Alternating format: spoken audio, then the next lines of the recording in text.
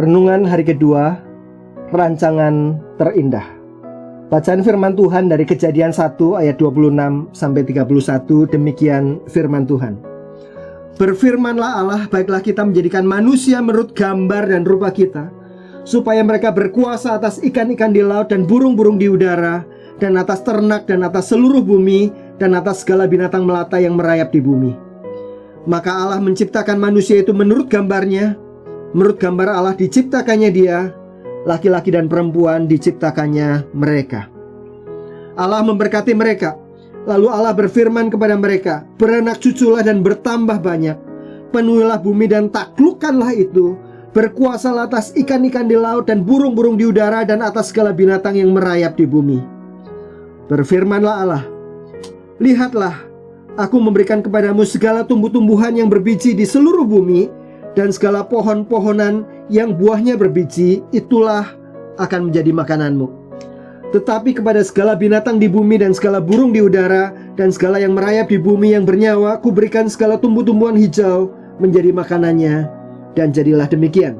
Maka Allah melihat segala yang dijadikannya itu sungguh amat baik. Jadilah petang dan jadilah pagi, itulah hari ke-6. Saat kita membuka mata dan terbangun di pagi hari, apa yang pertama-tama terbesit di hati dan pikiran kita? Sebagian orang mungkin langsung teringat pada setumpuk tugas-tugas yang antri untuk dikerjakan. Yang lain mungkin merasa kembali didera oleh persoalan atau konflik yang belum selesai. Tentu ada juga yang bersyukur dan berterima kasih atas hari baru, atas hal-hal indah yang sedang dialaminya dalam hidup. Atau masih banyak lagi ingatan atau perasaan lain yang bisa muncul di pagi hari. Namun, pernahkah kita bangun pagi dengan perasaan syukur karena menjadi manusia? Manusia yang diciptakan Tuhan untuk memenuhi bumi dengan kemuliaannya. Kitab suci kita pertama-tama bertutur tentang Tuhan yang menciptakan alam semesta dan segala isinya.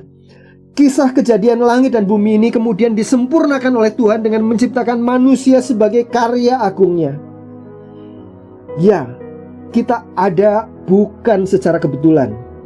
Mazmur 100 ayat 3 menyatakan, ada Tuhan yang maha mulia dan maha kudus yang menjadikan kita. Dialah Tuhan Allah yang memilih kita dan berdaulat penuh atas hidup kita. Kita tidak diciptakan begitu saja. Sebagai karya agungnya, Tuhan menciptakan kita dengan satu tujuan dan rancangan. Rancangan yang terindah. Tidak seperti makhluk Tuhan lainnya, kita manusia diciptakan serupa dan segambar dengan Tuhan, sebagaimana kita baca di Kejadian 1 ayat 27. Apa artinya? Manusia adalah satu-satunya ciptaan yang paling menyerupai penciptanya. Kita manusia memiliki roh yang kekal. Dengan napas hidup atau roh yang diembuskan oleh Tuhan sendiri, Tuhan mau manusia yang memiliki sifat rohani ini berhubungan akrab dengan dia. Kejadian 3 ayat 8 menyiratkan bahwa Tuhan suka berjalan-jalan di Taman Eden pada waktu hari sejuk untuk bercengkerama dengan manusia. Manusia pertama yang kudus ini dapat dengan leluasa berhubungan dan bergaul erat dengan Tuhan yang kudus.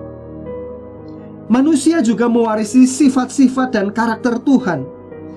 Kemiripan dengan Tuhan ini memang sengaja ditaruh Tuhan dalam diri manusia agar manusia mencerminkan dia. Kita tahu, sebuah cermin akan memantulkan cahaya yang diterimanya, sehingga bayangan dari sumber cahaya itu akan terpencar dari cermin itu. Itulah rancangan dan tujuan hidup kita, untuk mencerminkan dan memancarkan kemuliaannya. Kita dirancang agar keindahan sifat dan karakter Tuhan tercermin dan terpancar pada hidup kita. Tuhan mau sifatnya yang suka berelasi, mengasihi, memberi yang terbaik, adil, suci dan seterusnya menjadi nyata di dalam dan melalui kita. Sebagaimana firman Tuhan di Yesaya 43 ayat 7, semua orang yang kubentuk dan kujadikan, kuciptakan untuk kemuliaanku, untuk menyatakan kemuliaanku. Bukankah ini merupakan rancangan Tuhan yang terindah bagi hidup manusia? Katekismus Westminster menegaskan, tujuan hidup manusia adalah untuk memuliakan Tuhan. dan menikmatinya selamanya. Dengan hidup memuliakan Tuhan, kita pun akan menikmati kepenuhan hidup kita, karena kita dapat menggenapi rancangannya yang terindah bagi hidup kita manusia. Perenungan dan penerapan yang pertama, apakah alasan atau tujuan hidup saya selama ini sudah sesuai dengan rancangan Tuhan yang semula? Mengapa? Kedua, apa rencana tindakan saya selanjutnya setelah menghayati rancangan Tuhan yang terindah atas hidup saya?